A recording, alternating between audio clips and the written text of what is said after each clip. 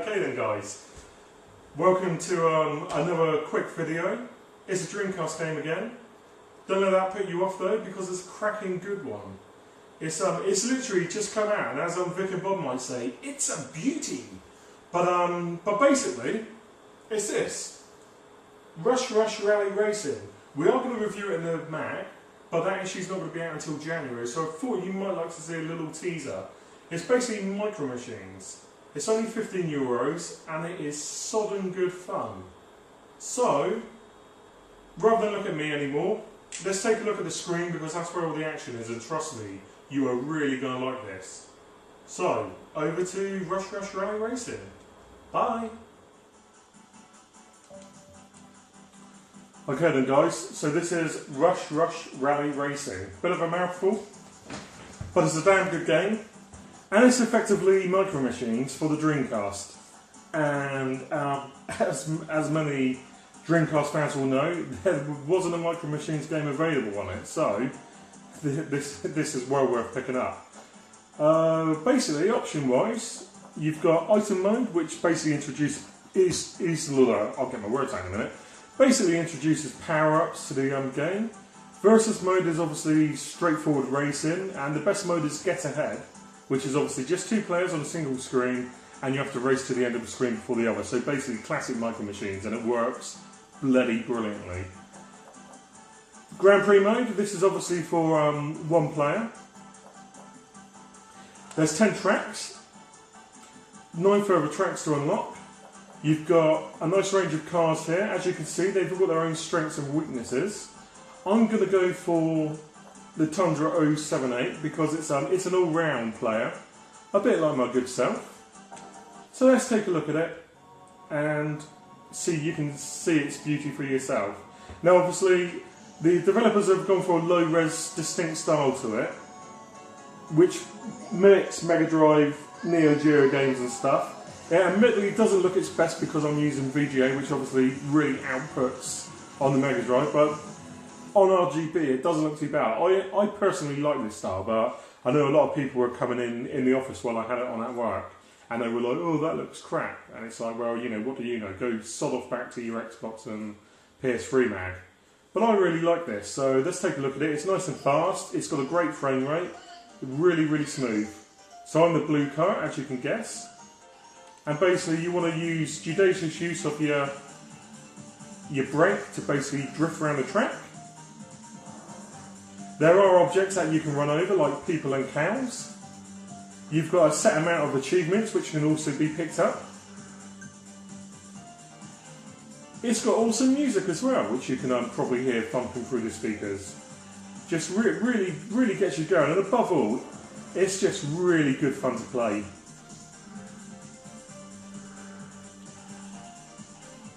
And you know, as much as I love shoot 'em ups on the Dreamcast, it is rather refreshing to see a title which doesn't have you dodging loads of bullets or playing like a god-awful Euro shmup. And, you know, support the developers. This is €15, so you should be able to get it for 13 quid. There is absolutely no reason for any Dreamcast owner not to get this. Unless, of course, you hate Micro Machines, and then you've got a perfectly good reason. But, you know, if you like Micro Machines, this is the next best thing for the Dreamcast. It's a great price, you know, basically by paying out 13 quid out of your wallet, you're supporting these guys. Senile Team developed it, Red Spot Games are publishing it, and it just means that we'll hopefully see more stuff like it in the future. The tracks, as with Micro Machines, initially you'll be all over this sodden place because you know, it's very hard to react to the prompts which are shown on screen. Look, I've gone completely the wrong way now, and I've played loads of times. Ah, you piss. Right. But obviously, you know, once you get the hang of what you're doing, and especially when you're playing it multiplayer, you can have a really good laugh with it. But the tracks are really nicely designed. There are a couple where you can't really work out what's going on, but they don't really prove to be that much of an issue. But as you can see, I'm doing absolutely crappy now. I'm way behind. But yeah, I just love it. It's just a really nice little racer. Whee!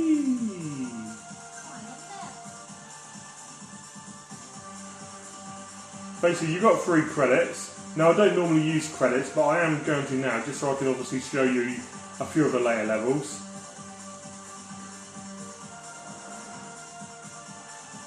Because I'm unlikely. You've got to finish basically 3rd or higher to be in with a shot of making the next level. Oh, buggered it up on the last bit. Look at that. Piss. So I'm going to have to continue.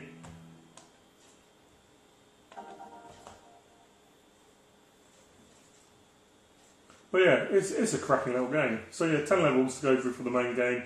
Plenty to unlock. There's some cool cars that you can unlock. And again, you know, for the price point, you really can't argue. I mean, to be honest with you, I would have probably paid 40 quid for this when it first came out, if it had come out, and obviously as an official game. And again, you know, seeing our team have been clever. They've seen a gap in the market. They know what's normally released on the Mega Drive. On the Dreamcast, and they've gone for it. Now, there are obviously a few problems you may have noticed, that the physics aren't fantastic. So one minute they can be quite convincing, the next minute you can be running around like sodding pinballs.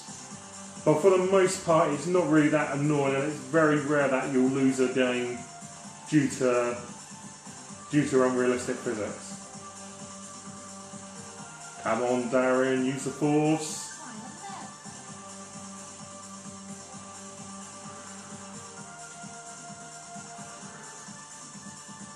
But yeah, if you like your racers, you know, this is essential really. It's just really good. It will be reviewed in the next issue of Retro Gamer. It's not out until January, so you're going to have to wait for the review. But as you can imagine, I'm quite impressed with the game. And you know, you can read a bit more about it in the next issue. So we go now to the next track. The track design obviously gets tougher the further you get into it. I'll do my best to try and get around this stage.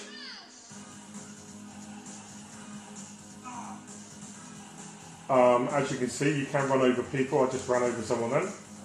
You can run over cows as well. I think if you run over 5 cows, you get a beef burger reward.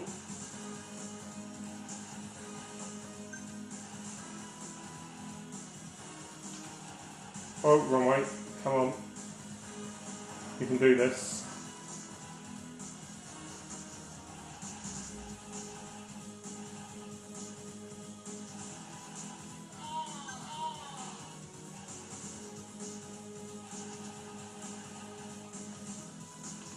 Oh shit!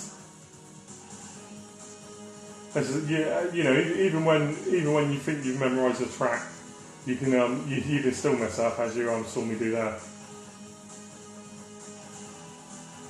But yeah, I just love this. I've been playing it loads at work.